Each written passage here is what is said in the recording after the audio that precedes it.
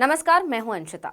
Boundary पार के चक्कर में रिजिजू तो क्लीन बोल्ड ही हो गए, या फिर ऐसा तो नहीं कि किरण रिजिजू को दूध से मक्खी की तरह निकाल दिया। सुप्रीम कोर्ट और सीजेआई पर विवादित टिप्पणी देकर किरण रिजिजू की कोशिश तो नंबर बढ़ाने की थी, लेकिन उन्हें क्या पता था कि वो क्लास से ही बाहर हो जाएंगे। आला कमान को खुश करने के चक्कर में लगे रिजिजू को अब मंत्री पद से ही हाथ धोना पड़ गया। खबर यह है कि अब किरण रिजिजू कानून मंत्री नहीं रहे। 2024 लोकसभा चुनाव से पहले इतने बड़े फेरबदल ने राजनीति के गलियारों में भूचाल ला दिया। इस ऐलान के साथ ही कई सवाल भी खड़े हो गए हैं कि आखिर अचानक ऐसा फैसला क्यों लिया, इसकी वजह क्या है, क्यों किरण रिजिजू पर यह गाज गिर गई। जहां तक है, थोड़ा बहुत तो आप लोग भी समझ गए होंगे कि मोदी सरकार ने यह फैसला आखिर क्यों लिया है, या ये भी कह सकते हैं कि उसे यह फैसला क्यों लेना पड़ा है। इस फैसले की वजह है मोदी सरकार का डर। जिस तरह से किरण रिजिजू और सुप्रीम कोर्ट के बीच तनातनी देखने को मिल रही थी, राजनीति के जानकारों का कहना है कि ये तो होना ही था, क्योंकि मोदी सरकार अपना नुकसान नहीं चाहती। जब तक किरण रिजिजू के बयानों से सरकार को नुकसान नहीं हो रहा था, सब कुछ ठीक चल रहा था। लेकिन जैसे ही सुप्रीम कोर्ट और सीजेआई ने बैकफायर यानी पलटवार करना शुरू किया, केंद्र की मोदी सरकार की टेंशन बढ़ गई, जिसका नतीजा ये हुआ कि अब किरण रिजिजू कानून मंत्री नहीं रहे। हालांकि उन्हें मंत्रिमंडल से नहीं हटाया गया है, उन्हें पृथ्वी विज्ञान मंत्रालय सौंप दिया गया है, लेकिन फिर भी ये फेरबदल अपने आप में काफी चौंकाने वाला है। यानी किरण रिजिजू और सुप्रीम कोर्ट के बीच की तनातनी रिजिजू को भारी पड़ गई। आप जानते ही हैं कि जब से किरण रिजिजू कानून मंत्री बने थे, उन्होंने कई बार कॉलेजियम व्यवस्था, सुप्रीम कोर्ट और सीजेआई को लेकर कई विवादित बयान दिए। ऐसे में इस बात से इनकार नहीं किया जा सकता कि कानून मंत्री रहते हुए किरण रिजिजू ने काफी विवादों को तूल दिया था। यही उनका पद छीनने की वजह बन गया। दावा तो यह भी किया जा रहा है कि किरण रिजिजू की न्यायपालिका को लेकर विवादित बयानों से आलाकमान नाराज था। बहुत पहले ही तय हो चुका था कि किरण रिजिजू को हटाया जाएगा, लेकिन कर्नाटक चुनाव की वजह से फैसला लटका हुआ था। जैसे ही चुनाव हुए, ऐलान भी हो गया। जैसा कि हम बता ही चुके हैं कि रिजिजू के विवादित बयानों की लिस्ट काफी लंबी है। याद कीजिए, 18 मार्च को किरण रिजिजू ने कहा था कि कुछ रिटायर्ड जज करीब एंटी इंडिया ग्रुप का हिस्सा बन गए हैं। ये लोग कोशिश करते हैं कि भारतीय न्यायपालिका विपक्ष की भूमिका निभाए। देश के खिलाफ इस तरह के काम करने वालों को इसकी कीमत चुकानी होगी। रिजिजू के इस बयान पर खूब बवाल मचा था। 90 रिटायर्ड अधिकारी और करीब 350 वकीलों ने रिजिजू के खिलाफ मोर्चा खोल दिया था। सिर्फ यही नहीं, रिजिजू अक्सर कॉलेजियम व्यवस्था के खिलाफ भी रहे हैं। 23 जनवरी को उन्होंने एक कार्यक्रम में कहा था कि जनता जजों को नहीं चुनती, इसलिए उन्हें बदल भी नहीं सकती है।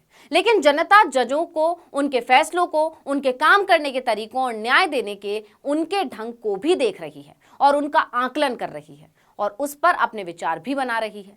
सोशल मीडिया के इस युग में कुछ भी नहीं छुपाया जा सकता। इधर रिजिजू सुप्रीम कोर्ट पर निशाना साधने से बाज नहीं आ रहे थे, तो उधर सुप्रीम कोर्ट भी सरकार की लापरवाही से नाराज चल रहा था। जजों की नियुक्ति को लेकर दोनों के बीच तनातनी चल रही थी। उसने सरकार को चेतावनी भी दी थी, जिसके बाद कुछ जजों की नियुक्ति तो हो गई थी, लेकिन रिजिजू ने सुप्रीम कोर्ट की नाराजगी पर पलटवार भी कर दिया था। 15 फरवरी को एक कार्यक्रम में रिजिजू ने कहा था कि मीडिया रिपोर्ट्स में कहा जा रहा है कि सुप्रीम कोर्ट ने चेतावनी दी है, जबकि यहां कोई किसी को चेतावनी नहीं दे सकता। हम जनता के सेवक हैं, हम संविधान के हिसाब से काम करते हैं। वहीं अक्टूबर 2022 में कॉलेजियम प्रणाली पर सवाल उठाते हुए उन्होंने कहा था कि कॉलेजियम प्रणाली की प्रक्रिया बहुत अपारदर्शी है और न्यायपालिका में आंतरिक राजनीति मौजूद है। उन्होंने कहा था कि सुप्रीम कोर्ट ने 1998 में कॉलेजियम सिस्टम का विस्तार किया। दुनिया में कहीं भी जजों की नियुक्ति नहीं करते हैं। जजों का प्राथमिक कर्तव्य न्याय देना होता है, लेकिन आधे से ज्यादा समय न्यायाधीश न्याय देने के बजाय न्यायाधीशों की नियुक्ति में समय व्यतीत करते हैं। आपको याद होगा, इस बयान पर भी खूब हंगामा मचा था, लेकिन रिजिजू नहीं माने और उन्होंने ऐसे बयान देना जारी रखा। नवंबर 2022 में फिर कॉलेजियम प्रणाली पर हमला करते हुए कहा कि कॉलेजियम व्यवस्था भारत के संविधान के लिए एलियन जैसा है। सिर्फ न्यायपालिका या कॉलेजियम प्रणाली ही नहीं, रिजिजू सीजेआई के खिलाफ भी टिप्पणी करने से नहीं चूकते। सीजेआई और रिजिजू का भी 36 का आंकड़ा रहता। ज्यादा पुरानी बात नहीं है, ये मामला तो 2 मई का है, जब रिजिजू ने डीवाई चंद्रचूड़ पर ही निशाना साध दिया था। हालांकि उन्होंने नाम नहीं लिया था, लेकिन उनका इशारा वही था। 2 मई को एक कार्यक्रम में रिजिजू ने कहा था कि भारत में कई अच्छे वकील और जज जो हार्वर्ड और ऑक्सफोर्ड जैसे विदेशी विश्वविद्यालयों से शिक्षित हैं, अंग्रेजी में सोचते हैं और अंग्रेजी में बोलते हैं। दरअसल मुख्य न्यायाधीश डीवाई चंद्रचूड़ ने हार्वर्ड विश्वविद्यालय से पढ़ाई की है। चंद्रचूड़ ने 1983 में हार्वर्ड लॉ स्कूल से मास्टर ऑफ लॉ की डिग्री ली है। हालांकि रिजिजू के बयानों पर खूब बवाल भी मचा। विपक्ष ने भी मोदी सरकार और रिजिजू को जमकर घेरा, लेकिन रिजिजू के शब्द बाण नहीं रुके, जिसका असर पड़ने लगा केंद्र सरकार पर। सुप्रीम कोर्ट ने केंद्र सरकार के खिलाफ तल्खी दिखाना शुरू कर दिया।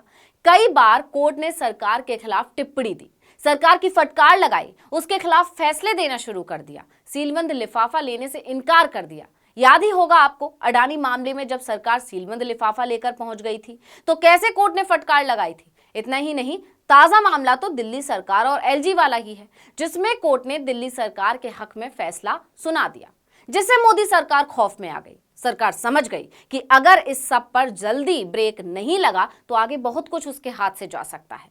नतीजा, सरकार ने अपने फायदे के लिए रिजिजू को हटाने का फैसला कर लिया। अब केंद्र ने आगामी चुनावों को ध्यान में रखकर इतना बड़ा फैसला लिया है तो राजनीति होना तो लाजमी है। इसलिए विपक्ष रिजिजू के जख्मों पर नमक छिड़क रहा है। कांग्रेस का कहना है कि रिजिजू के जजों की नियुक्ति और अदालतों पर टिप्पणियों से मोदी सरकार के लिए मुश्किलें खड़ी हो गई थी।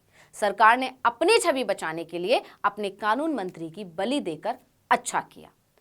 खैर, जो होना था हो गया और अब कानून मंत्रालय अर्जुन राम मेघवाल को सौंप दिया गया है, इस उम्मीद के साथ कि वो सुप्रीम कोर्ट और सरकार के बीच खराब हुए रिश्तों को शायद सुधार पाए। हालांकि जानकारों का कहना है कि ऐसा होना बहुत मुश्किल है, क्योंकि सुप्रीम कोर्ट किसी के भी दबाव में काम नहीं करेगा। इस वीडियो में इतना ही। आपसे अनुरोध है कि YouTube पर हमारे चैनल आर्टिकल 19 इंडिया को सब्सक्राइब कीजिए, फेसबुक पर लाइक कीजिए और कमेंट करके बताइए आपको हमारा ये वीडियो कैसा लगा। आने वाले दिनों में हम और किन मुद्दों पर वीडियो बनाएं, ये भी जरूर बताइएगा। ट्विटर हैंडल है आर्टिकल 19 _ इंडिया, इसको भी फॉलो कर लीजिए। नमस्कार।